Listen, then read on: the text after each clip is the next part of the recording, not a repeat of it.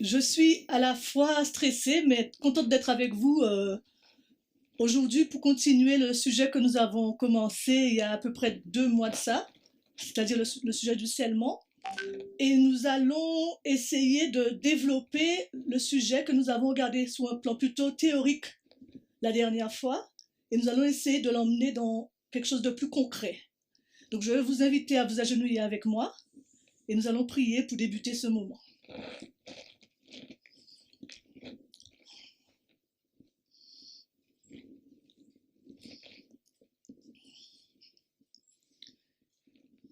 Éternel, notre Dieu, nous voulons te remercier de l'opportunité que tu nous donnes de nous tenir devant ta face, afin que tu puisses nous enseigner, que tu puisses nous préparer pour les temps solennels dans lesquels nous nous trouvons. Nous ne voulons pas, Seigneur, rester inattentifs à tes réprimandes, à tes recommandations, parce que tu désires nous donner la vie. Alors nous te supplions de permettre que chacun de nous puissions prendre à cœur tes paroles, et que nous puissions vraiment les manger et les digérer, même si quelquefois ça peut faire mal à nos entrailles, mais que nous puissions en ressortir vivants. C'est la grâce que je te demande pour chacun d'entre nous, dans le nom de Jésus. Amen. Donc, lors de nos 2 premières présentations, et comme je disais à peu près 2 mois de cela, nous avons investigué sur la question du scellement. Et nous avons, dans un premier temps, défini ce que ça voulait dire le scellement. Et nous avons dit que ça consistait à marquer d'un sceau ou d'une marque quelqu'un ou quelque chose afin de pouvoir prouver son authenticité. Et donc, quand on appose un sceau ou une marque sur quelqu'un, c'est rendre témoignage de ce que cette personne est. Le sceau vient authentifier ce que la personne affirme être. Nous sommes allés dans Apocalypse 14, et nous avons pris aussi une déclaration d'Ellen White dans Événements des derniers jours que nous avons combiné. Et nous avons vu qu'il y avait 2 sceaux. Alors, Apocalypse nous présentait la marque de la bête et Ellen White nous présentait le sceau de Dieu. Et lorsque nous avons défini la marque et sceau, nous avons vu que c'était exactement la même chose. Et donc, en comparant marque de la bête et sceau de Dieu, nous avons pu voir une même structure. Front, main, Et nous avons rajouté les éléments que Ellen White nous donnait quand elle définit le scellement, en disant que le scellement est à la fois un affermissement dans la vérité intellectuelle et spirituelle. Et nous sommes arrêtés sur cette structure.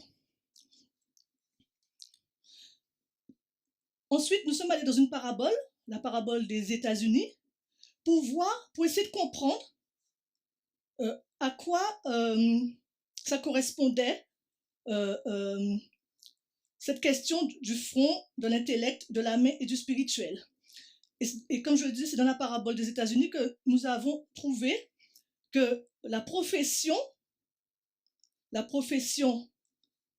était située au niveau de l'intellect, la profession de foi, et la main, c'était le spirituel, et nous parlait de la pratique et de l'expérience. Lorsque nous avons ensuite contrasté les deux marques, les 2 sceaux, on a pu les dissocier, et nous avons vu que la marque de la bête présentait une incohérence frappante entre la profession et la pratique, tandis que le sceau de Dieu présentait une égalité parfaite entre la profession et la pratique et l'expérience. D'ailleurs, je tiens à remercier Rosemary ce matin, et ainsi Viviane, parce que j'ai vraiment eu l'impression qu'on a quelque chose de linéaire pour pouvoir revenir à cette question-là cet après-midi. Donc, ensuite, lorsque nous avons défini, nous avons vu à quoi ressemblait le sceau, nous avons essayé de le placer sur la ligne des 144 000, et nous avons situé le temps ou la période du scellement. Alors, dans la citation que je ne vais pas afficher, parce que nous n'allons pas revenir là-dessus, c'est juste un petit résumé, nous avons donné Ellen White, nous donnait 2 indices, qui étaient le criblage et la moisson. Et grâce à ces indices-là, nous avons pu non seulement trouver la période de la moisson, mais en fonction de cette période de la moisson, avec la ligne de l'agriculture, nous avons pu situer la période du scellement, ou le point à partir duquel le scellement commence. Avec la ligne de l'agriculture, nous avons regardé au développement de la graine et nous avons vu que la graine était semée à cette balise-là. Elle se développait en 4 étapes pour atteindre une maturité dans la période de la loi du dimanche à la FTG. Mais avant d'arriver à la maturité, elle était déjà le fruit était déjà complètement formé dans l'épi avant la loi du dimanche. Grâce à diverses citations, donc, nous avons pu voir que le caractère était déjà changé avant ce point-là, et qu'après ce point-là, que nous appelons la loi du dimanche, le caractère restera inchangé, qui sera définitif.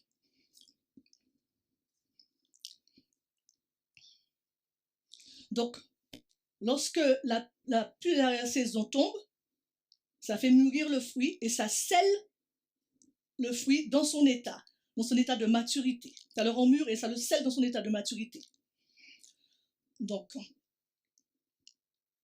nous avons pu voir que la période de scellement se passait à partir du moment où l'ALD commençait jusqu'à la fin du temps de grâce et que c'était définitif. Nous avons vu que pour arriver à ce que le caractère soit changé, Dieu nous donnait une période qu'on appelait un temps de préparation dans lequel la graine devait croître.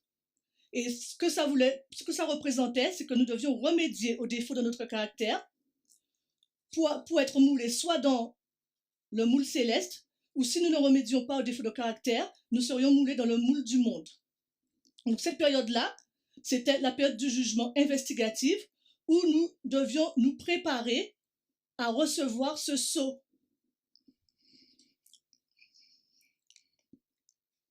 Donc lorsque nous avons fini en disant que plus nous approchions de l'ALD, nous étions dans un temps d'urgence dans notre préparation en vue du scellement. Donc il nous faut vraiment nous approprier la vérité qui va nous permettre d'être scellés pour pouvoir avoir un caractère qui ne changera plus lorsque la loi du dimanche arrivera.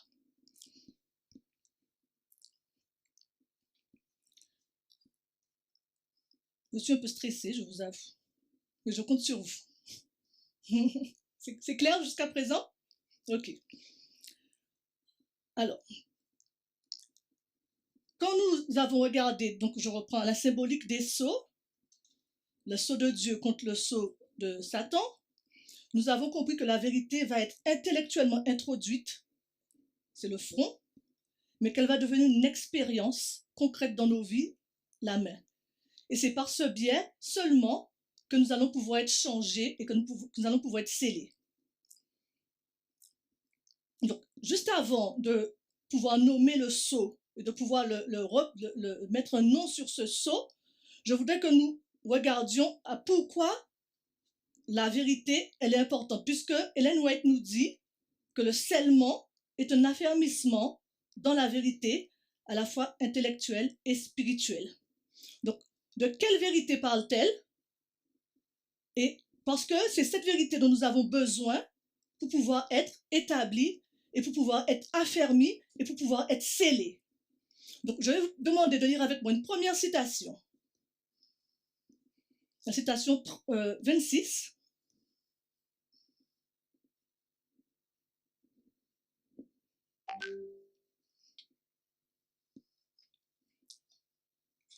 Je vais demander à quelqu'un de pouvoir la lire. On dirait qu'on la voit. Si on voit tout.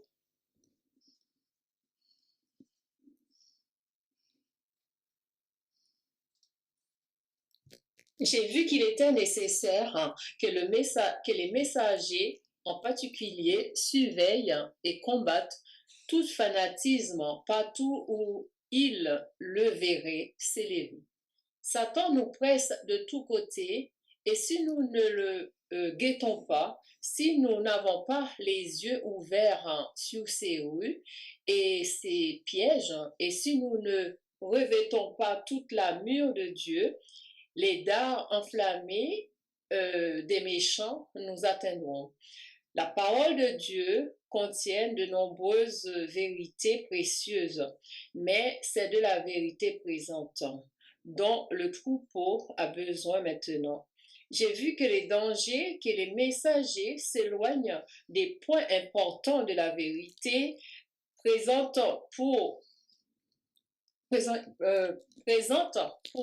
s'attarder sur des sujets qui ne sont pas de nature à unir le troupeau et à sanctifier l'âme. Satan prendra ici tous les avantages possibles pour nuire à la cause. Merci, Marie. Donc, du coup, de quelle vérité a-t-on besoin, selon le texte? La vérité présente. Voilà. Oui, le texte nous dit, mais c'est de la vérité présente que le troupeau a besoin maintenant. Quand on dit présente, ça signifie quoi? Quand vous entendez présente. Micro? Parce que Vérité pour notre époque, pour notre temps. Vérité pour notre temps. C'est quelqu'un d'autre voulait dire quelque chose? Non? Vas-y Sophie, je sens que tu as envie de dire un truc. Non, je souriais parce que je disais que c'est un pléonasme, parce que présent et maintenant, enfin, on parle d'un temps. C'est pour ça que ça me faisait sourire. C'est peut-être pour accentuer sur le fait que c'est une vérité du temps actuel. Voilà. Donc c'est une répétition. Alors je disais pléonasme ou une répétition? Une répétition, élargissement on peut dire, mais c'est une vérité du temps actuel. Alors, Johan nous a dit notre temps. Alors, il est dit, la vérité dont le troupeau a besoin, c'est la vérité présente. Mais il ne parle pas de quel troupeau, il ne dit pas de quel troupeau il s'agit, hein, mais il dit la vérité dont le troupeau a besoin, c'est la vérité présente. Donc, quand elle dit ça dans son texte à elle, elle parle certainement d'une vérité qui était, qui était nécessaire à son époque, pour le troupeau de son époque, pour le peuple de son époque. Que nous, aujourd'hui, on peut s'approprier cette citation pour nous aujourd'hui. Pourquoi? Parce que pourquoi cette citation n'est pas réservée qu'à son époque? Pourquoi est-ce qu'on peut se l'approprier aujourd'hui pour nous? Parce qu'on a une vérité aussi qui est importante pour nous, à notre époque, dans notre dispensation à nous. Donc, ce que tu es en train de faire ressortir, déjà, ce qu'on sait, hein, ce sont des choses qu'on révise, c'est qu'il y a plusieurs dispensations, et dans chaque dispensation, il y a une vérité qui est propre à cette dispensation, de façon à ce que cette dispensation puisse se développer. Et c'est ce dont le peuple a besoin, ce qui sous-entend que chaque dispensation, que je dise bien les choses, c'est pas le même message, même si par la suite nous allons voir que les messages se complètent. Mais c'est pas le même message dans chaque dispensation. Est-ce que vous me suivez? On va prendre une citation pour confirmer ce que nous sommes en train de dire. La citation 27. Est-ce que quelqu'un peut lire? À chaque époque, il y a un nouveau développement de la vérité, un message de Dieu au peuple de cette génération. Les anciennes vérités sont toutes essentielles. La nouvelle vérité n'est pas indépendante de l'ancienne, mais elle la développe. Ce n'est qu'en comprenant les anciennes vérités que nous comprenons les nouvelles. Merci. Est-ce que ça vient confirmer ce que nous sommes en train de dire? Ce dont le peuple a besoin, c'est de la vérité présente pour le troupeau qui vit dans une dispensation donnée, mais à chaque époque, il y a un développement de la vérité pour la dispensation, le peuple qui vit dans cette dispensation. D'accord? C'est ce que le texte est en train de nous dire. Donc il y a un nouveau développement, un message pour son peuple dans cette génération donnée. D'accord? Et c'est ce que je disais tout à l'heure, on parle d'anciennes et de nouvelles vérités. Elles ne sont pas indépendantes les unes des autres, mais c'est une continuité. Natacha. D'où l'importance de la méthodologie, de pouvoir bien appliquer un texte ou de bien comprendre à quelle époque, à quelle dispensation un texte est donné pour pouvoir ne pas en faire une mauvaise application et penser que cette vérité, qui reste quand même une vérité, est pour nous la vérité qui est nécessaire en ce moment. Exactement, exactement. Toutes les vérités de la parole de Dieu sont importantes, mais elles ne sont, comment dire, elles sont pas nécessaires comme la vérité présente le besoin du peuple, de la génération où Dieu envoie le message. Il y a une intervention, j'ai vu un doigt levé.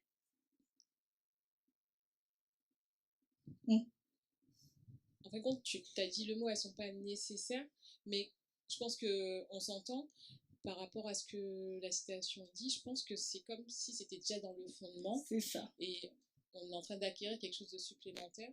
Et ça me faisait penser quand l'ancien Parminder nous faisait comprendre que, je ne sais pas si vous vous rappelez, dans une des dernières présentations, l'égalité, c'est pas nouveau. Hein.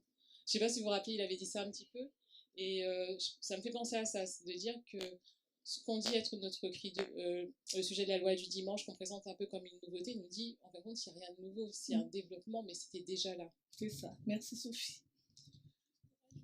Oui. Moi, je le vois comme une révélation progressive, en fait. Parce que Dieu ne peut pas donner son message d'un bloc, il le fait de manière progressive. Merci Viviane. Donc du coup, Johan a nous a un petit peu impliqué lorsqu'il a dit à nous, tout à l'heure, mais de quelle génération nous trouvons-nous aujourd'hui? Dans quelle génération nous trouvons-nous aujourd'hui? Je ne sais pas si ma question est bien posée. De quelle génération sommes-nous aujourd'hui? Nous sommes dans la dernière génération. Nous étudiants de la prophétie, nous savons que c'est là, on l'appelle la 4e génération. Et la 4e génération, vous l'avez dit, c'est la dernière génération. Et dans le texte que nous avons lu en amont, que nous avons lu là, il est dit que, là, voilà, attendez, oh mince, je cherchais un passage où il disait au temps de la fin, mais ça doit être après. Donc, en tout cas, nous sommes la dernière génération et Dieu a un message, une vérité présente pour cette génération que nous sommes. Et cette génération étant la dernière, ça veut dire que nous arrivons au bout de la ligne. Nous arrivons à la fin de la ligne. D'accord? Est-ce que vous êtes d'accord jusqu'à présent? Ok.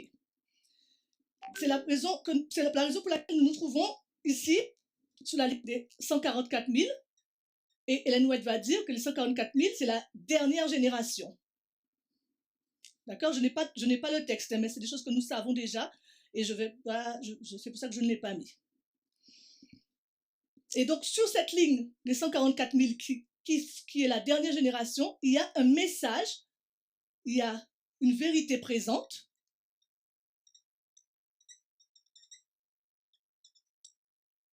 Qui nous est donnée. Et nous devons découvrir cette vérité présente parce que c'est celle non seulement dont nous avons besoin, mais c'est celle qui va nous sceller, puisque Ellen White nous dit que le scellement est un affermissement dans la vérité à la fois intellectuelle et spirituelle. Quel est le projet de Dieu lorsqu'il nous met sur cette ligne? Alors, nous restaurer à son image. Est-ce qu'il y a d'autres réponses? Oui?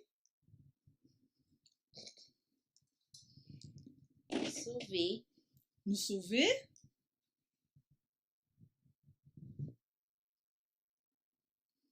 Y a-t-il d'autres réponses?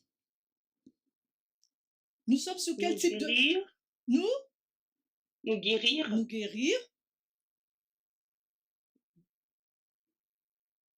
Pour moi, tout ça, c'est équivalent. Est-ce qu'il y a encore une autre réponse? nous rassembler nous rassembler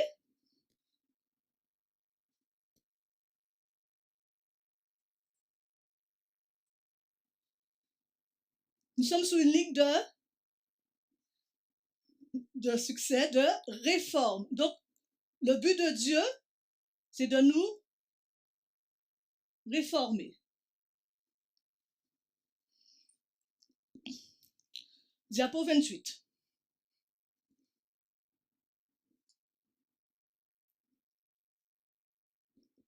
Diapo 28.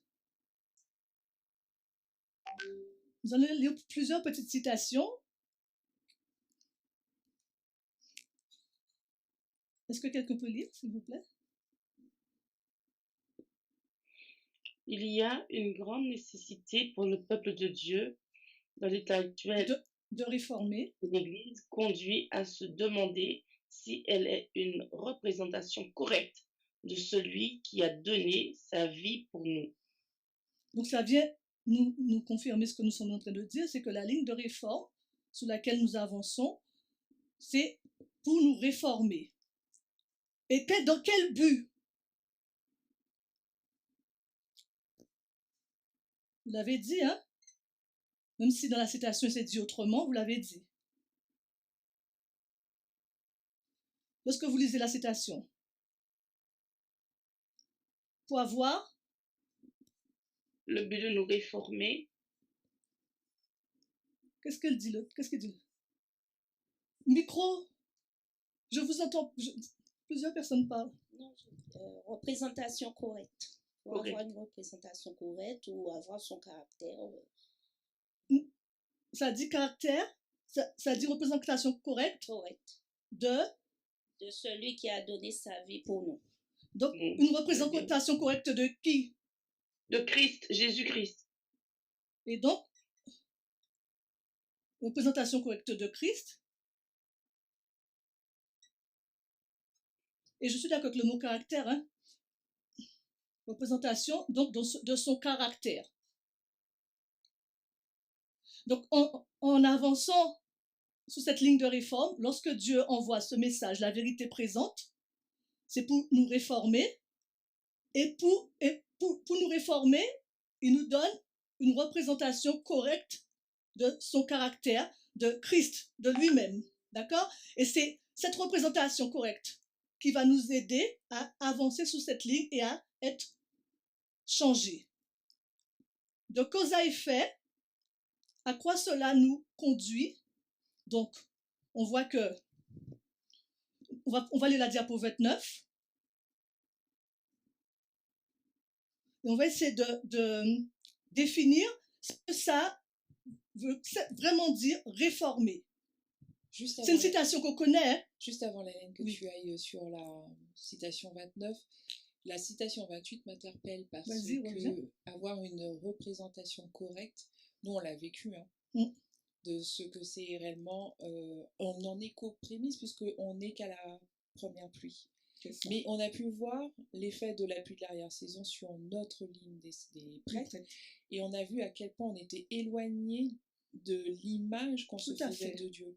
Donc quand on peut remettre la citation 28 pour voir que l'objectif, en fait, là, il y a une grande nécessité de reformer, donc d'être sur cette ligne de réforme, parce qu'on a une fausse idée de Dieu. Et on a pu voir à quel point on s'était leurré personnellement sur qui était Dieu et l'image qu'on se faisait et de la façon dont on ne l'adorait pas bien. Tout à fait.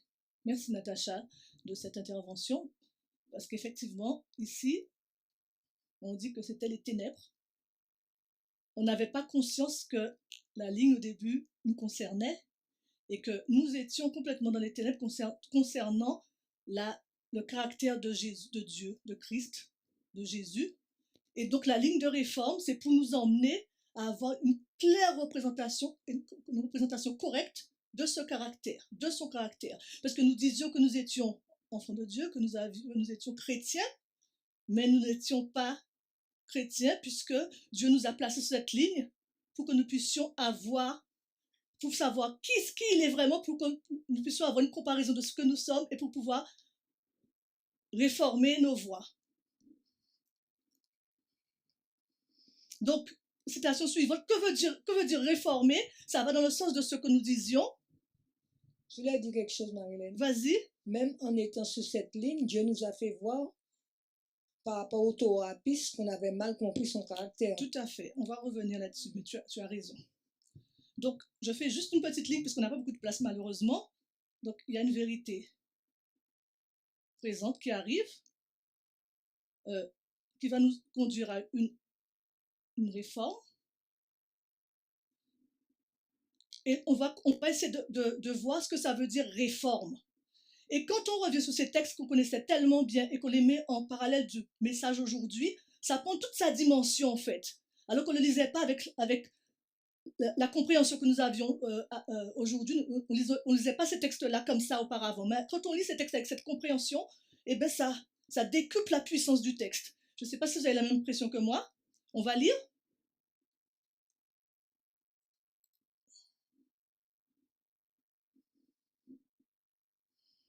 Un réveil est une réforme. Non, c'est pas ça, Marie. Regarde bien. Pardon. Un réveil et une réforme doivent se produire sous l'action du Saint-Esprit. Réveil et réforme sont deux choses distinctes. Réveil signifie un renouveau de vie spirituelle qui est pour effet de vivifier les facultés de l'esprit et du cœur et de mettre fin à la mort spirituelle par une résurrection. Réforme signifie réorganisation, changement dans les idées et les théories, les habitudes et les pratiques. Une réforme ne produira ses bons fruits de justice que si elle est le résultat d'un réveil de l'esprit. Réveil et réforme doivent accomplir leur œuvre respective dans un concours harmonieux. Alors, qu'est-ce que ce texte vous dit?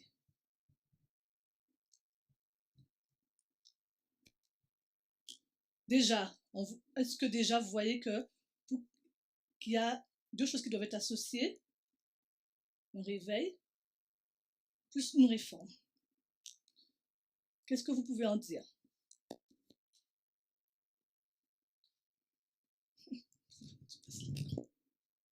Je vous laisse le temps de lire.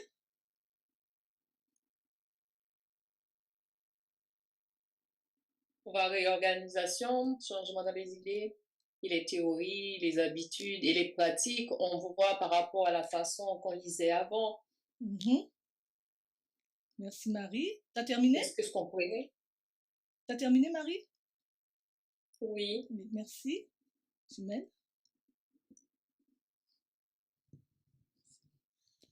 Tout à l'heure, on disait ce dont le peuple avait besoin, c'était de la vérité présente. Et sur le tableau, tu as mis avant 89 le début de notre ligne de réforme, les ténèbres. Donc ça veut dire qu'au moment où la ligne de réforme commence en 89, il y a cette vérité présente qui va à la fois nous reformer, mais aussi nous réveiller pour qu'on puisse justement être semblable au caractère de Dieu. On l'a vu dans une citation précédente qu'on a lue avec toi. Donc ça veut dire que au départ, quand on reçoit cette vérité présente, cette vérité qui va nous changer aujourd'hui, donc cette vérité va produire en nous deux choses. Donc une réforme, on va être reformé à la fois dans notre intellectuel, mais aussi dans notre pratique.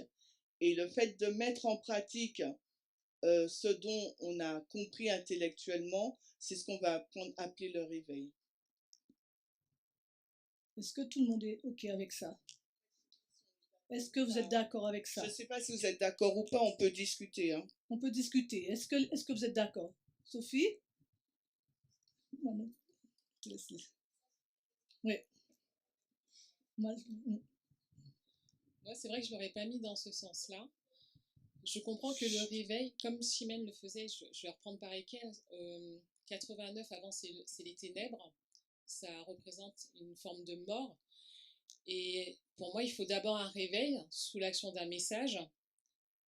Et ce message, tout à l'heure, on a vu qu'il y avait que c'est qu'il y a des développements de la vérité, mais que c'est la vérité présente qui va nous emmener justement à un changement dans nos idées, la théorie, et qui va emmener les habitudes et les pratiques. Moi, j'en veux pour preuve que sur la ligne de réforme, à chaque fois qu'on va marquer un accroissement de la vérité, on va marquer que derrière, il y a un test qui correspond pour moi un petit peu justement à ce test qui doit emmener un changement dans nos pensées et dans nos pratiques. Donc c'est vrai que moi, j'aurais inversé. J'aurais d'abord mis le réveil par rapport à ma situation générale, et ensuite, j'aurais été sur la réforme qui me pousse à changer mes habitudes et mes pratiques à travers un changement de pensée. Je laisse intervenir encore Alors, deux, moi- trois personnes. Moi, c'est pareil, j'irais plutôt aussi dans le sens de Sophie, parce que comme tu as mis le fait que nous sortions des ténèbres, donc il y a un effet, il y a une notion de résurrection. Parce que réveil, c'est qu'avant d'être réveillé, on est mort.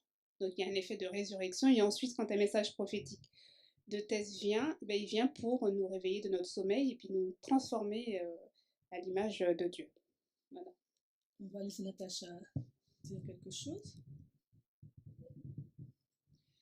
Selon la compréhension que l'on a eue dans le message, on mettait d'abord, même si les textes d'Ellen White nous disent réveil et réforme, on a compris qu'il fallait mettre d'abord la réforme et ensuite le réveil.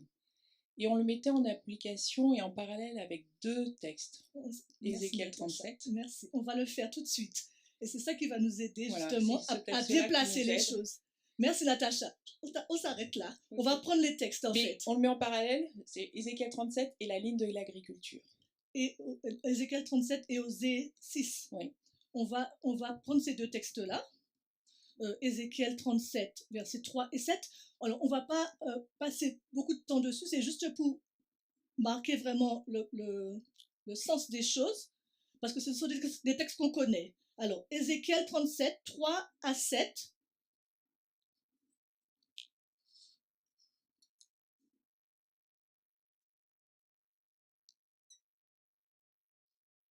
J'ai dit 3 à 7 ou... Oui, c'est ça. 3 à 7, je vous invite à prendre. Mais on va aller très vite parce qu'on a tellement de choses à dire. Oui. Ézéchiel 37, 3 à 7. Je vais en parler, qu'on puisse avancer. Vas-y, lis, et après, oui. Alors, Ézéchiel 37, 3, 1 à 7. 3 à 7. 3 à 7, pardon. Alors, Alors, oui, tu peux aller avant. Je peux aller avant. Oui, tu peux aller 1 à 7. La main de l'Éternel fut sur moi, et l'Éternel me transporta en esprit et me déposa dans le milieu d'une vallée remplie d'ossements.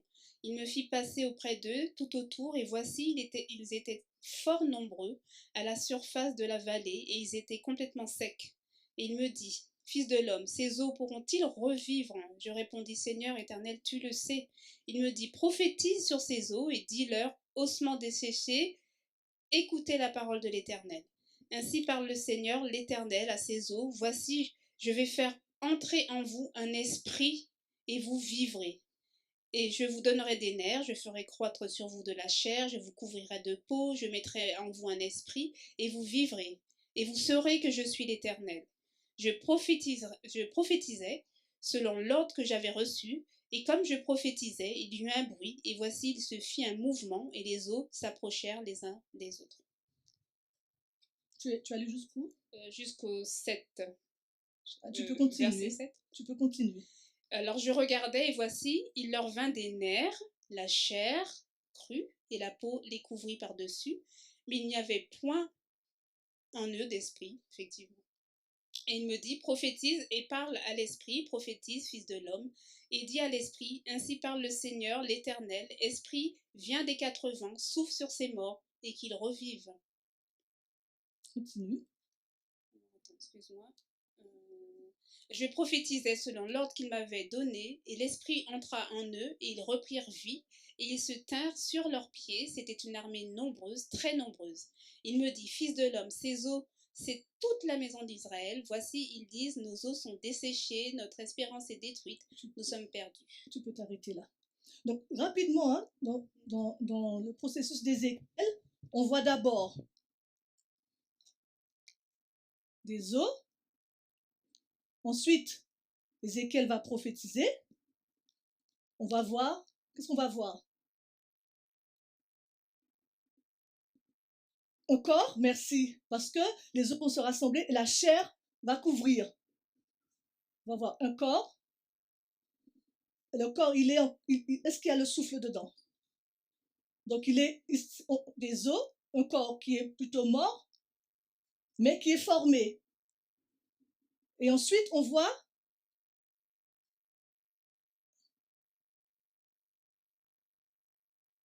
un homme vivant. Selon les étapes d'Ézéchiel, alors, je n'avais pas prévu de passer par tout cela, mais c'est important parce que ça nous remet les choses en place. Selon la ligne d'Ézéchiel, on est d'abord reformé et ensuite, on est réveillé. Vous êtes d'accord avec ça? Là où je la lis avec le texte de Osée, on va aller dans Osée 6, verset 2.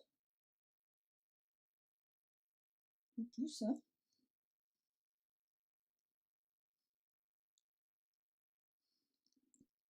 Osée 6, verset 2, il nous est dit: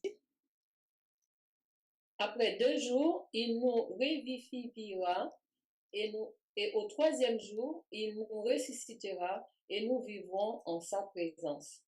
Il nous rendra, merci Marie, il nous rendra la vie dans 2 jours. Donc il faut 2 jours pour revivre, on est d'accord? Et le 3e jour, on va vivre en sa présence. D'accord? Donc, on passe d'un état de réforme, comment on dit? Il nous reforme, et ensuite il nous réveille. Et il nous réveille pour vivre avec lui. Est-ce que Sophie, ça va? Est-ce que tu es d'accord avec ça? Ézéchiel et Osée viennent bien mettre, comment dire, le sens, la réforme et le réveil dans leur bon sens. Vas-y.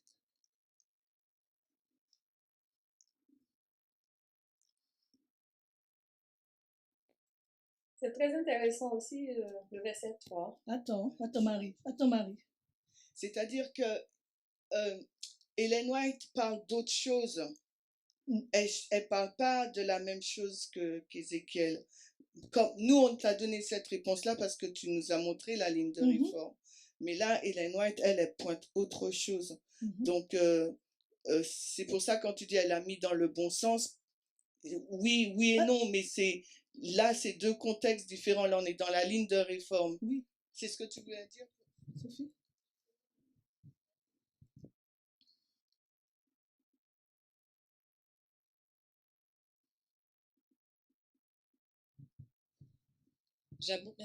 J'abonde dans le sens de Chimène parce qu'en fin de compte, en fonction du contexte dans lequel on est et des textes qu'on prend, c'est vrai que moi, ce qui m'a marqué dès que tu as pris le texte d'Ézéchiel, c'est tout de suite, tu as parlé de prophétie. Et c'est vrai qu'on parle d'une ligne de réforme par rapport à la prophétie aussi.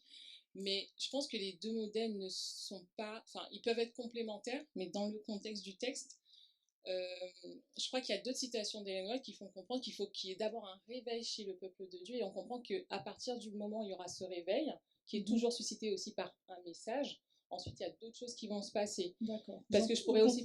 On prend les 2 sens, en fait. On peut le prendre dans les 2 sens, en fait. D'accord. Mais sous le contexte de la ligne de réforme, effectivement, on est réformé et on est réveillé.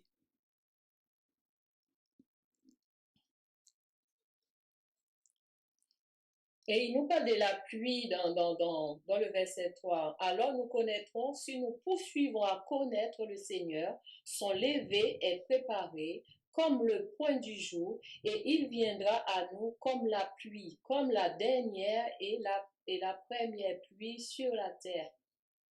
Oui, Marie, en fait, c'est vraiment dans le contexte de la ligne de réforme, on voit que c'est la pluie qui va générer tout ce processus. Tu voulais dire quelque chose? Je voulais juste dire dans la terminologie reforme ou réformer, c'est le mot créer de nouveau. C'est pour ça dans la prophétie, forcément, Dieu nous crée de nouveau au temps de la fin, quand on reçoit la vérité présente, et ensuite il nous donne son souffle, il nous réveille. Merci, Julien.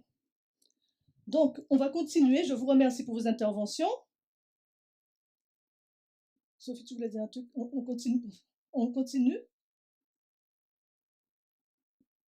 C'est ça. C'est ça. On n'entend pas ce que tu dis. En fait, c'est tout le principe de la ligne de réforme, ce que tu es en train de dire, Sophie. Vas-y. Je répète juste, non, je vas-y. disais juste que, et dans ce sens-là, effectivement, ça nous ramène à la création d'Adam, que Dieu a d'abord formé et ensuite qu'il a réveillé. C'est ça. Et c'est vraiment le principe de la ligne de réforme, en fait. C'est d'abord qu'il va nous reformer, il va changer nos idées, nos théories, nos habitudes, etc., nos pratiques, et nous allons être quelqu'un de différent, en fait. Nous allons être quelqu'un qui montre un caractère différent de ce que nous avions lorsque nous étions dans les ténèbres, si je peux le dire comme ça. Juste pour compléter ce que tu dis, sans te couper dans ta pensée. En fait, on a le sentiment que parce que quand on est dans la première partie du labourage, qu'on ne peut pas forcément, parce qu'on n'est pas réveillé, qu'on ne peut pas prendre de bonnes décisions, on ne peut pas mettre en place des choses. Et oui, même si le processus, parce que Dieu va forcément avoir un accroissement de la connaissance à chaque fois, une forme de réveil, de réforme, de réveil, de réforme dans chaque dispensation, si je peux l'interpréter comme ça. Pendant la première partie, dans la période du labourage, on est aussi acteur dans ce qu'on va faire comme mesure pour pouvoir rentrer dans cette réforme. L'un n'empêche pas l'autre. Et moi, j'aime bien le mettre en parallèle avec justement la ligne du labourage, parce que on voit que la graine est plantée à partir du 11 septembre, pendant toute la première partie où la terre va être préparée. À partir du 11 septembre, c'est là qu'il y a vie réellement. Même si la ligne de réforme commence en 1989, la première partie, il y a vraiment vie de la plante à partir du 11 septembre. Elle grandit jusqu'à ce qu'elle porte son fruit, où elle est vraiment vivante. On va revenir sur la diapo 26, s'il te plaît, Souchène. Nous allons un petit peu répéter, élargir.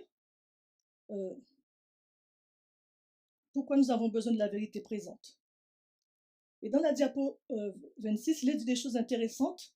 Dans la deuxième partie du texte, que je vous invite à lire, je vais lire pour qu'on puisse avancer. La parole de Dieu contient de nombreuses vérités précieuses, mais c'est de la vérité présente dont le troupeau a besoin maintenant.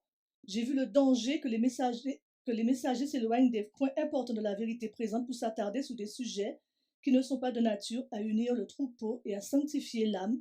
Satan prendra ici tous les avantages possibles pour nuire à la cause. Donc du coup, il nous est dit qu'il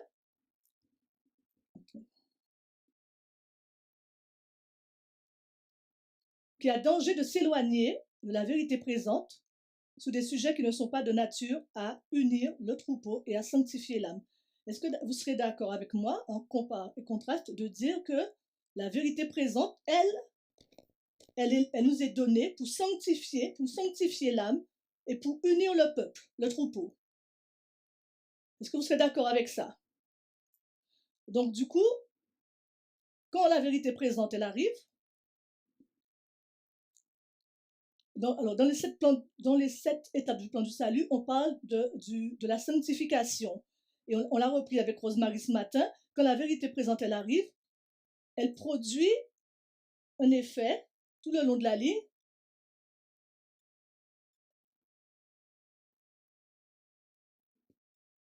Qu'on appelle la sanctification. D'accord? Donc, quand on dit sanctifier, on entend quoi? On entend transformer.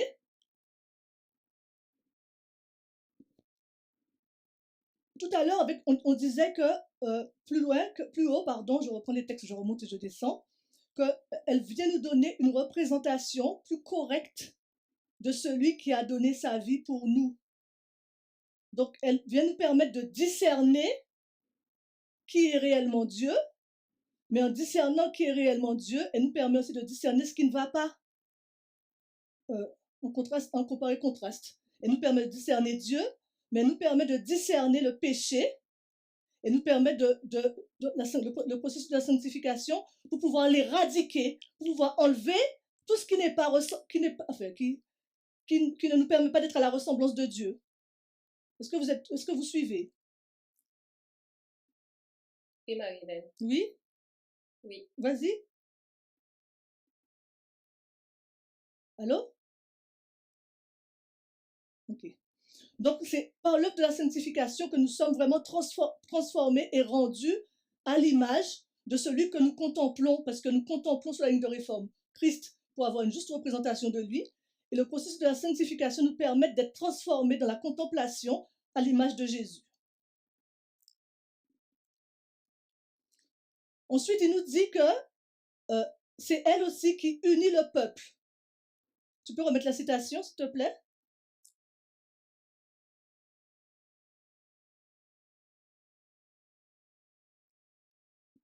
Les sujets qui ne sont pas de nature à unir le troupeau.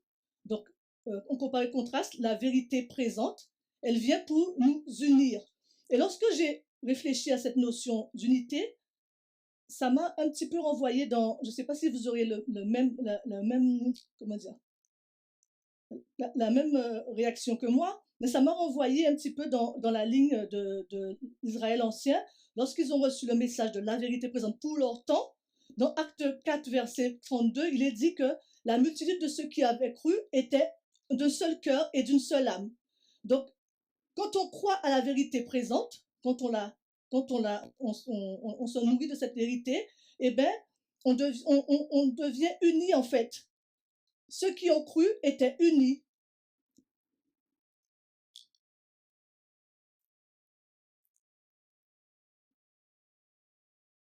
Et ça m'a envoyé un petit peu à ce que Rosemary nous a permis de voir ce matin avec Jacques, 2 versets 14 et 21 qu'on va reprendre ensemble.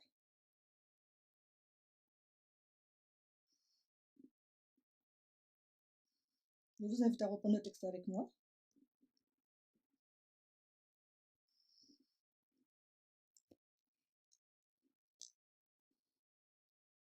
Jacques 2, 14.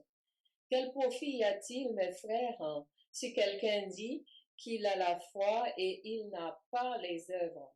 La foi peut-elle le sauver? 14 à 21.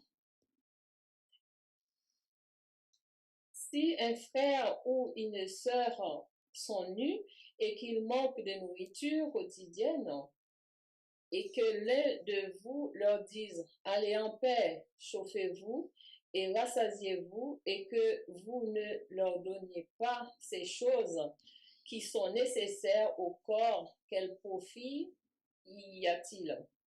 De même aussi la foi, si elle n'a pas les œuvres, elle est morte par elle-même. Oui, un homme peut dire « Tu as la foi et moi j'ai des œuvres. Montre-moi ta foi sans tes œuvres, et moi je te montrerai ma foi par mes œuvres. Tu crois qu'il n'y a qu'un Dieu?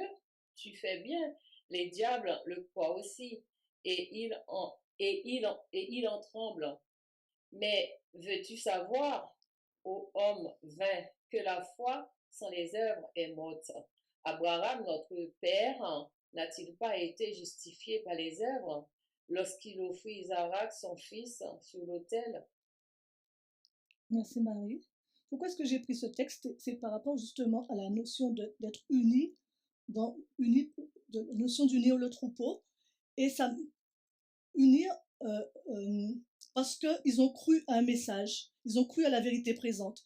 Et ça m'a ramené à la notion de foi, et ça m'a ramené aussi à la notion d'œuvre, dans Jacques 2, versets 14 et 21. Et donc ça m'a ramené au symbolique du sceau de Dieu, où on parlait de profession de foi. La foi, c'est la profession, et l'œuvre, c'est la pratique. Donc en fait, pour recevoir le sceau de Dieu, il faut croire à la vérité présente. La vérité présente nous sanctifie et elle nous unit. Elle unit le troupeau de Dieu. J'ai une question. Oui, vas-y. Pourquoi la vérité présente sert à nous unir? Alors pourquoi, comment on explique que sur notre ligne, il y a autant de désunion et de criblage? Tu n'es pas obligé de répondre, c'est une question pour l'Assemblée. Oui, la question est intéressante, mais justement, quand je suis revenue je réponds, hein. Pardon.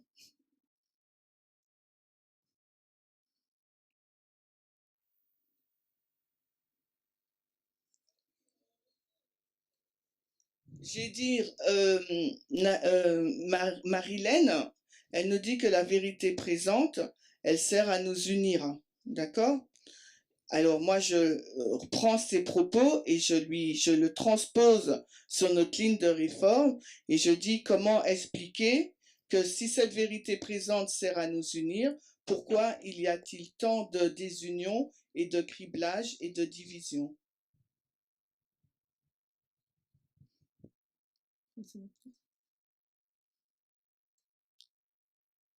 Peut-être parce que nous n'acceptons pas cette vérité de la même façon ou nous n'avons pas la même vision de cette vérité. Nous ne sommes pas prêtes aussi à cette vérité. Et aussi, qu'est-ce que je peux dire? Attends, laisse... Marie, vas-y. Vas-y, Marie. Oui, continue. Oui, la question que je me pose, est-ce que nous étions prêtes aussi ou nous sommes prêtes à recevoir cette vérité? Est-ce que nous avions faim et soif de cette vérité? Est-ce que nous avions constaté la sécheresse autour de nous? Oui, tu réponds par une autre question, Marie. Moi, Merci, Marie. Je parle pour moi. Merci, Marie. Je parle pour moi. Moi, ta question, j'y réponds pas forcément. Alors, Marie l'a mis au niveau individuel, mais moi, je l'ai mis. On vous entend très faiblement. Alors, je réponds au niveau prophétique, mais en tout cas de groupe individuel. Et parce que cette vérité présente, étant la parole de Dieu, elle fait les deux œuvres. On dit que c'est une épée à double tranchant. Donc, je pense qu'aussi bien, et si on y voit aussi une parabole et qu'on peut faire la comparaison et le contraste, aussi bien elle peut unir, mais aussi elle peut aussi séparer. Enfin, je pense qu'on peut avoir nombre de textes dans la Bible quand Christ dit « Je ne suis pas venu… mince, j'ai oublié comment il le dit, la paix ». Mais on sent que la parole, en tout cas la vérité, elle a une capacité de séparer. Mais ce qu'elle unit, elle l'unit réellement. En fin de compte, cette œuvre, elle l'a fait parfaitement. Je crois que j'avais un autre texte en tête pour pouvoir expliquer pourquoi il y a autant de divisions, mais et en contraste avec l'unité. Mais oui, je pense que c'était l'idée qu'il y avait aussi du bon grain. On voit sur la ligne qu'il y a de l'ivraie et du bon grain. Donc, elle a quand elle dit unir, pour moi, elle a vocation justement à unir le bon grain ensemble et elle a séparé en même temps de l'ivraie. C'est comme ça que je le comprends, moi. Merci, Sophie. Pour rebondir, Natacha, et après je... Tu as déjà dit, Sophie, mais moi je pense aussi à la définition de l'évangile éternel. C'est un message prophétique de thèse qui vient pour développer et manifester deux catégories d'adorateurs. Oui, merci. Et aussi, quel témoignage que je me pose la question, je réponds en même temps, hein. Quel témoignage que je donne par rapport au message, quel témoignage que je donne à mes frères et sœurs. Voilà. Pour aller dans le sens que Viviane disait. Pour qu'ils restent aussi, que je les chasse pas. Merci Marie. Pour aller dans le sens que Viviane disait tout à l'heure, que la ligne de réforme, donc il y a un message qui arrive, ce message va tester. Et dans chaque dispensation, il y a le fait d'avoir ce message, de l'accepter ou de le refuser, se laisser réformer par le message qu'il est donné. Et si on n'accepte pas le message de vérité présente et qu'on ne se laisse pas réformer, il ne faut pas oublier qu'à la fin de chaque dispensation, il y a un test. Et ce test va produire un criblage. Et que seuls pourront continuer sur ce chemin de réforme ceux qui auront accepté à la fois d'être testés, mais qui auront accepté intellectuellement et fait l'expérience aussi de ce message dans leur vie. Donc il n'est pas étonnant que au début, si on reprend le rêve d'Ellen White, de voir qu'il y a un certain nombre de personnes qui cheminent sur ce chemin et qui au fur et à mesure abandonnent parce que c'est le message de test. Mais ceux qui restent, ils ont cette compréhension, ils développent la même foi dans ce message et ils arrivent à être unis dans la compréhension qu'ils ont dans le message de vérité présente qu'il leur est donné. C'est pour ça, je ne sais pas si vous avez bien compris pourquoi je suis revenue à la question des disciples, parce qu'il dit ceux qui avaient cru étaient d'une même âme et d'un même cœur. Et pourquoi je faisais le lien avec Jacques, parce que quand Jacques parle d'avoir la foi, il dit que la foi sans les œuvres n'a aucun sens. Il ne suffit pas de dire je crois en la vérité présente et que ça ne se manifeste pas. Donc ceux qui croient réellement, eh ben, ils pratiquent la vérité présente et forcément ça les unit. Le message les unit. Mais si on ne croit pas véritablement en ce message-là, on ne peut pas être unis. D'où les deux catégories en fait sous la ligne. Parce que effectivement, on voit que sous la ligne de réforme, avec la ligne de l'agriculture, que les deux catégories reçoivent l'appui. On aurait pu dire, mais pourquoi est-ce que les deux ne vont pas jusqu'au bout? Sauf qu'il y a une catégorie qui va prendre à son bénéfice cette vérité présente et qui va produire du bon fruit, et une autre catégorie qui va entendre, qui va peut-être dire qu'il y croit, mais qui ne va pas pratiquer cette vérité, qui ne va pas la mettre en pratique dans sa vie. Et donc du coup, ça crée une séparation et forcément ça crée de la division entre les deux catégories qui avancent sous l'appui de l'évangile éternel. Je suis d'accord avec ta définition et ton explication, mais c'est pas aussi simple que ça. Hein. D'accord? Ok. D'accord. La ligne nous montre. Donc, oui, il y a deux. Parce que jusqu'à un certain moment, on croit, on met en pratique, et notre expérience, on a suffisamment d'expérience pour le voir, qu'on va croire. Mais c'est qu'à un certain moment, cette vérité sera trop forte pour nous et on rejettera. Donc, on ne fait pas semblant, parce que les 10 vierges, elles ne font pas semblant, les 5 folles. Hein.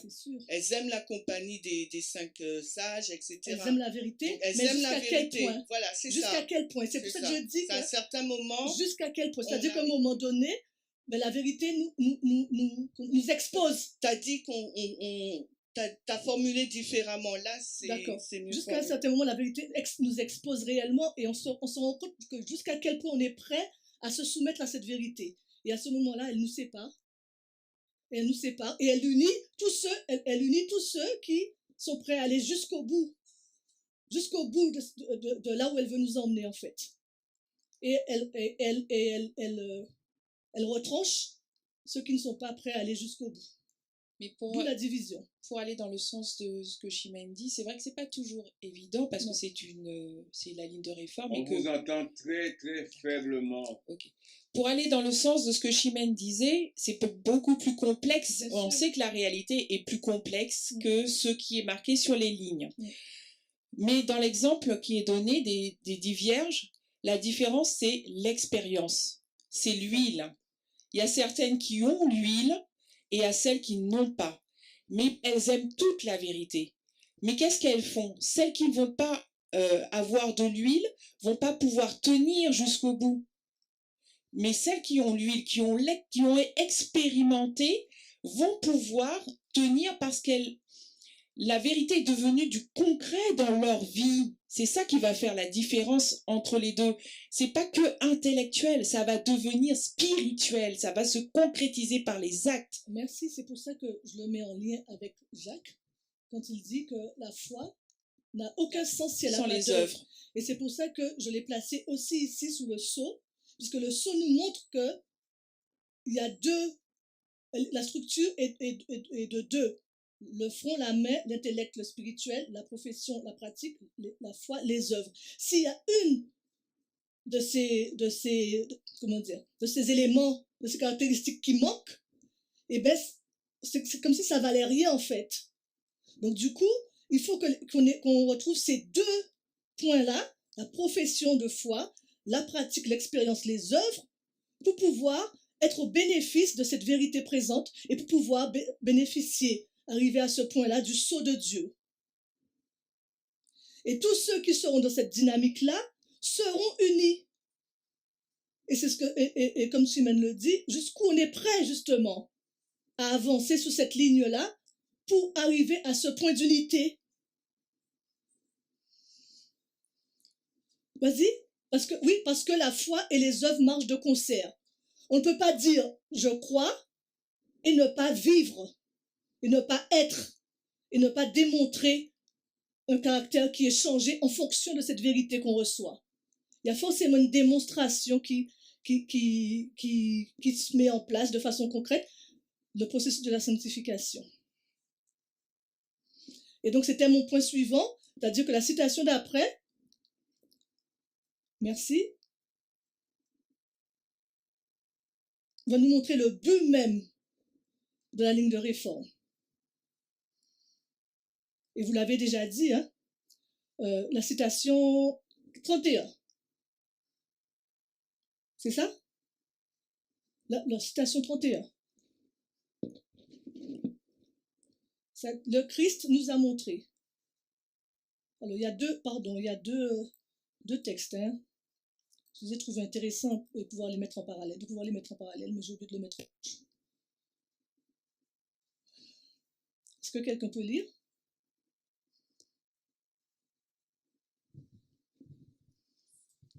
Le Christ nous a montré à quel point Dieu peut aimer et notre Rédempteur souffrir afin d'assurer notre complète restauration. Il désire que ses enfants révèlent son caractère, exercent son influence afin que d'autres esprits soient mis en harmonie avec son esprit.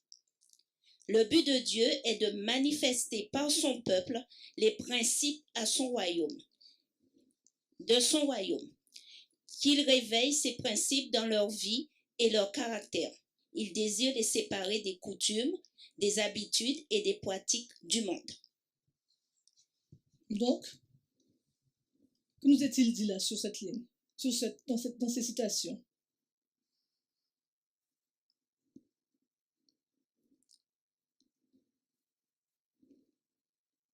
Un peu de temps pour relire ou bien... Oui? Le but même, quand Dieu introduit la vérité présente, c'est de nous sanctifier, mais dans quel objectif?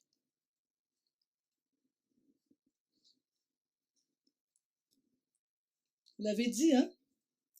De révéler, de manifester les fils et les filles de Dieu. Dominique? Oui, j'ai dit, c'est oui. Dans tout ce que tu viens de dire, oui. qu'on a parlé de la foi et la pratique doit être un. Donc je dis, le but de Dieu, c'est qu'en recevant ce message, que nous puissions manifester le caractère de Dieu aux yeux de tous. Révéler son caractère. Tout doit voir que Dieu a un peuple, a des hommes et des femmes, des enfants qui portent en eux son caractère, donc qui le révèle, qui le manifeste. Donc merci Dominique. Donc il y a un changement de caractère, une restauration qui se produit en nous. Et de cette restauration qui se produit en nous, ça a un but qui est de révéler les principes de son royaume, de le manifester, c'est-à-dire d'exercer une bonne influence autour de nous. 2 points, restauration pour nous, et ça ne doit pas rester juste pour nous, mais ça doit avoir une influence pour les autres. Est-ce que c'est bon? C'est clair pour tout le monde? Ok. Oui, vas-y. Il y a...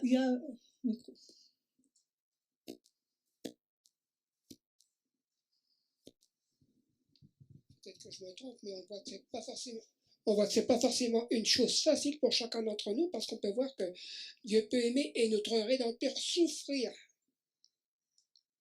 Donc on voit que notre Rédempteur a souffert et que nous, on peut souffrir aussi pour qu'on puisse voir cela se réaliser en chacun d'entre nous. Donc, Gérard nous dit que Dieu souffre pour pouvoir réaliser cette restauration en nous. Et de cause à effet, nous aussi, nous devons souffrir pour l'avoir se réaliser chez les autres. C'est ce que je comprends de ce que tu dis? C'est pas facile. C'est pas facile d'être restauré et c'est pas facile de pouvoir exercer cette influence auprès des autres de façon à ce qu'ils soient restaurés aussi. C'est ce que tu es en train de dire? Oui. Vas-y, oui. On t'entend pas. Comme le Rédempteur a souffert, afin d'assurer notre restauration, nous aussi, nous sommes appelés à souffrir. Il faut que nous abandonnions des habitudes que nous aimions, finalement. Merci Gérard. Chimène veut, ok. Non, c'est bon. Donc on voit qu'il y a une vérité présente qui arrive, qui provoque un réveil et une réforme dans le but de nous changer avant le point donné ici, qui est la loi du dimanche. Et ça, on l'a vu grâce à la ligne de réforme et à la ligne de l'agriculture. Et donc, ça nous permet de manifester, afin de manifester le but, parce que ce n'est pas juste quelque chose d'égoïste, hein, c'est de manifester et de révéler le caractère de Dieu. Est-ce que c'est bon? Oui, le caractère de Dieu devient notre caractère à nous aussi. Le caractère est déjà là, on est changé là. Hein? C'est ça, c'est ça. Il y a le changement ici. Oui. Et là, il est définitif, on le manifeste pleinement. Non, voilà, c'est ça. On le manifeste ici et ici pleinement. Il est scellé. Vas-y, Chimène, je ne comprends pas ce que tu veux dire. Non, non, c'est moi qui ne comprends pas ce que tu veux dire. Parce que la manifestation du caractère de Dieu, c'est de la justification à la sanctification. Sinon, tu ne peux pas voir son sceau. Si tu transposes la ligne des 7 étapes du plan de salut, toute cette œuvre de préparation se fait avant la LD. Oui, on est d'accord. Je me suis mal exprimée peut-être. Je ne sais pas, sur ton tableau, je vois caractère après la LD, donc c'est pour ça que j'ai mis caractère changé. Et là, j'ai mis aussi le caractère, parce qu'on a mis ici qu'il est changé et qu'il restera. Donc, on voit le caractère dans les deux phases. On voit d'abord, mais vas-y Chimène, on voit d'abord qu'il y a un changement de caractère ici. Le caractère est complètement changé ici, et après il se manifeste pleinement dans ce qu'il est. S'il est changé, il se manifeste. Il se tu ne manifeste peux pas ici, être changé si tu n'es pas manifesté. On est d'accord. D'accord, si on est d'accord, c'est bon. C'est-à-dire peut-être que les mots sont mal employés, mais là il est changé, donc il est manifesté aussi, et là aussi il est manifesté pleinement dans ce qu'il est. Il est complètement établi. Je ne sais pas si vous voyez ce que je veux dire, mais vous comprenez ce que je veux dire? Peut-être que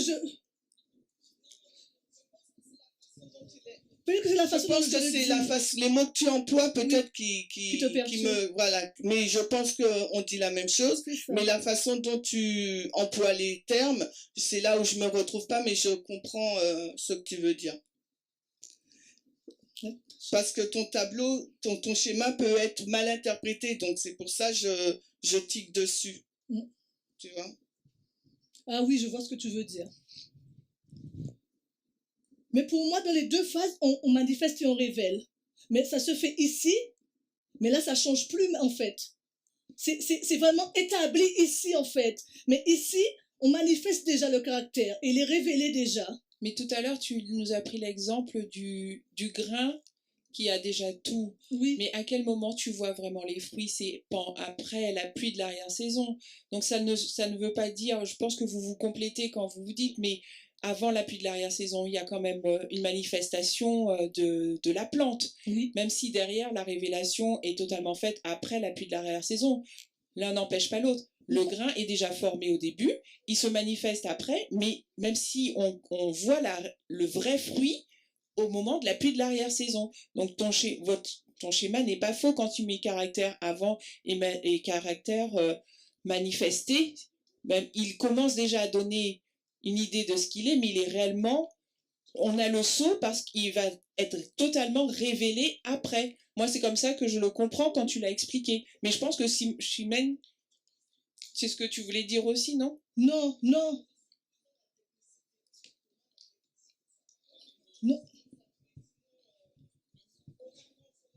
Le caractère, il est changé ici. Il est déjà changé ici. Et il se voit ici. Et là, il est scellé. Il ne change plus. Le fruit ne peut pas devenir pomme. C'est ça. La pomme ne peut pas devenir poire ou autre chose. Dès le début, il est, oui. C'est ça. C'est ça. C'est ça.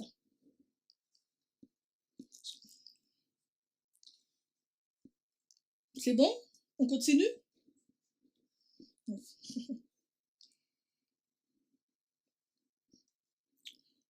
On va prendre la citation suivante. Alors, avant de la prendre,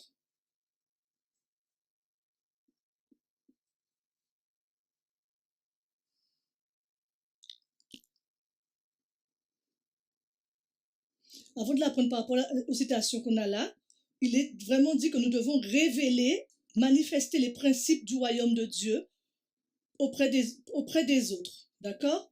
Et donc, du coup, nous avons besoin de cette vérité pour nous, mais aussi pour les autres. Parce que nous avons une influence à manifester au quotidien. Et la diapo suivante va nous dire que nous avons cette responsabilité de briller lorsque nous avons, lorsque cette vérité présente a fait de nous, nous a réformés, nous avons cette responsabilité de briller. Diapo numéro 32.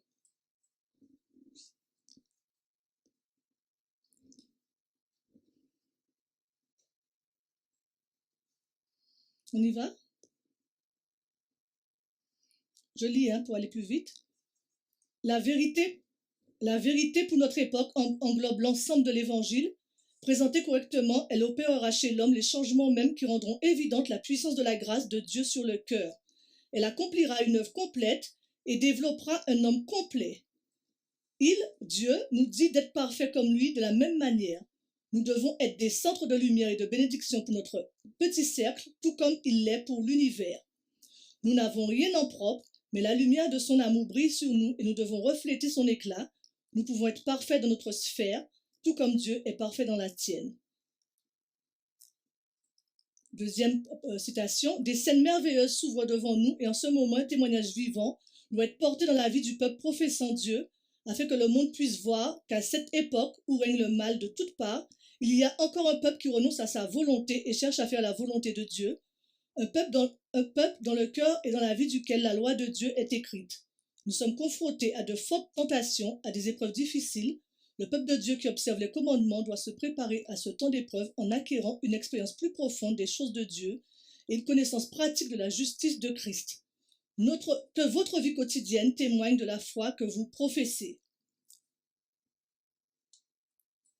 Donc ça montre vraiment la responsabilité que nous avons lorsque nous disons croire en la vérité présente. Lorsque nous cheminons sous cette ligne de réforme et que notre caractère est changé, nous avons la responsabilité d'être des lumières, des centres de lumière et de bénédiction, là où nous nous trouvons dans nos vies au quotidien, en fait. Et c'est pour ça qu'il est dit à la fin que votre vie quotidienne témoigne de la foi que vous professez. Donc, on ne peut pas proclamer, croire en cette vérité présente et ne pas témoigner au quotidien de ce que nous croyons. La diapo 33, par la suite, nous met en garde, petite mise en garde. Il m'a été montré que si le peuple de Dieu ne fait pas d'effort par lui-même, mais attend le rafraîchissement spirituel pour qu'il vienne à lui, enlève ses défauts et corrige ses erreurs, s'il attend passivement d'être ainsi purifié des souillures de la chair et de l'esprit et rendu propre à s'engager pour le prix de minuit, il sera trouvé léger. Donc ça vient un petit peu souligner ce que tu étais en train d'essayer de dire aussi, ce qu'on disait, mais peut-être pas de la même manière. C'est-à-dire qu'il faut vraiment qu'il y ait ce changement ici, avant que la pluie de l'arrière-saison arrive.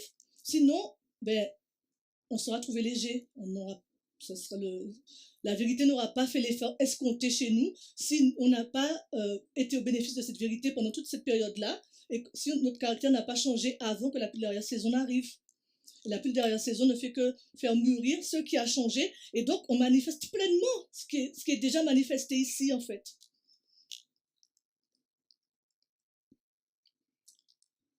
Diapo 34 pardon.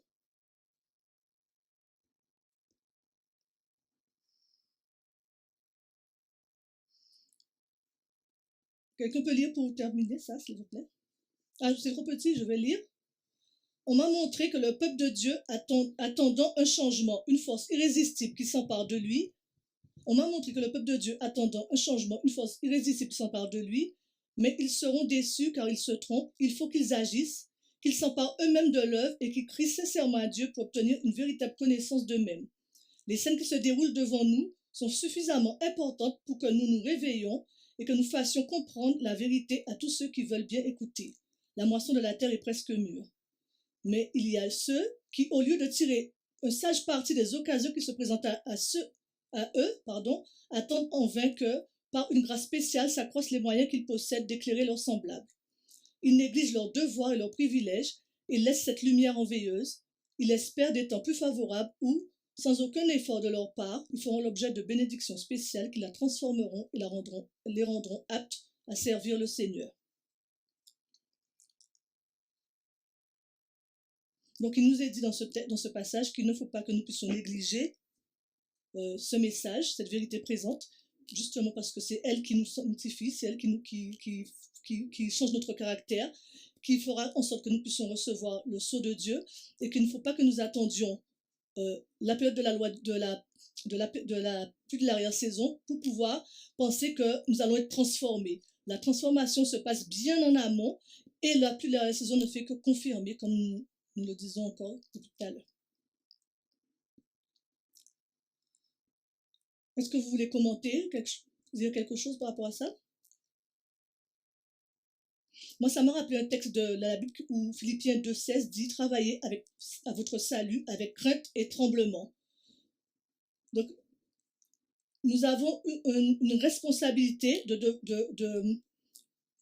pouvoir vraiment nous nourrir de cette vérité présente de façon à ce qu'elle puisse nous changer. Nous ne pouvons pas juste dire que nous y croyons et ne pas, c'est pas le faire nôtre et que ça ne devienne pas une pratique, une expérience dans nos vies, puisque sinon nous serons trouvés trop légers. Nous avons cette responsabilité que ce soit vraiment, que notre foi, s'accompagne de la pratique, d'une expérience.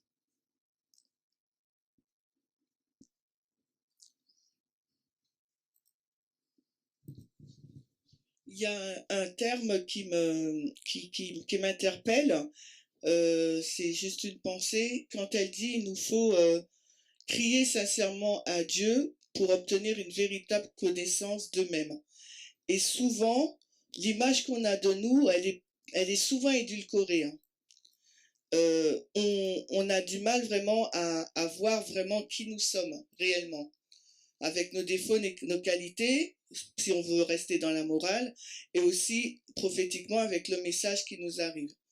Donc on pense qu'on a déjà fait pas mal de progrès, ce qui est vrai et heureusement, mais il y a encore des choses en nous qu'il nous faut revoir et ne pas avoir cette image édulcorée qu'on pourrait avoir. Pourquoi je dis ça? Parfois quand on discute avec les personnes, on peut demander, voilà, est-ce que tu trouves que tu as été changé avec le message de l'égalité? La personne, elle va nous dire oui.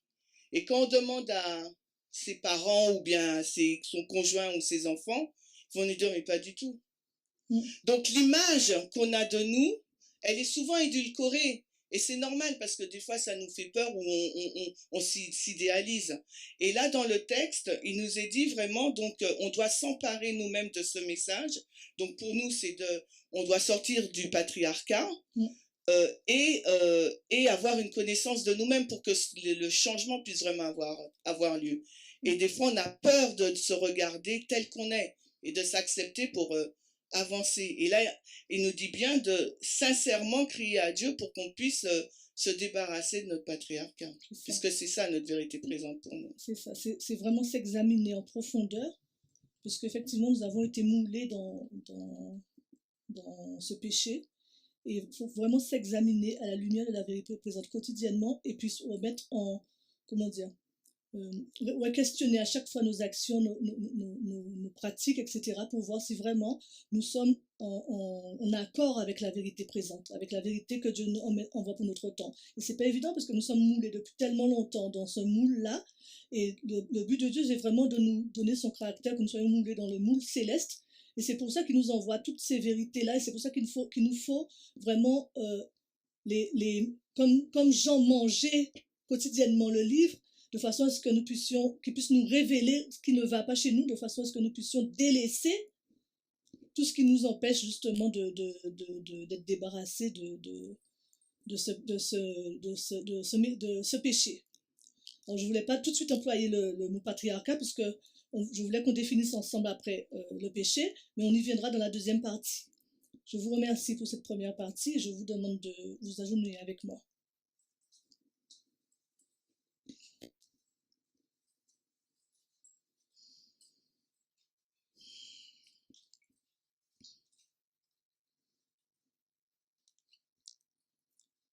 Éternel notre Dieu, nous voulons te remercier de ce que tu nous permettes d'étudier ensemble ta parole, que tu nous permettes de nous situer sur la ligne de réforme, de comprendre les raisons pour lesquelles tu nous as placés sur cette ligne de réforme, pour l'œuvre que tu es en train de faire dans nos vies. Et nous, comme tu nous demandes de nous examiner au regard de ce message, afin de voir si notre profession de foi et nos œuvres sont raccord, afin que nous puissions vraiment réajuster et vraiment nous repentir devant toi, nous humilier, afin que tu puisses, Seigneur, nous aider à sortir vainqueurs de cette réforme que tu fais dans nos vies. Merci pour ce changement de nos habitudes, de nos idées, de nos pratiques, et vraiment aide-nous à le saisir pleinement, afin que notre caractère soit formé avant que la loi du dimanche n'arrive, pour que nous puissions être scellés définitivement dans la vérité.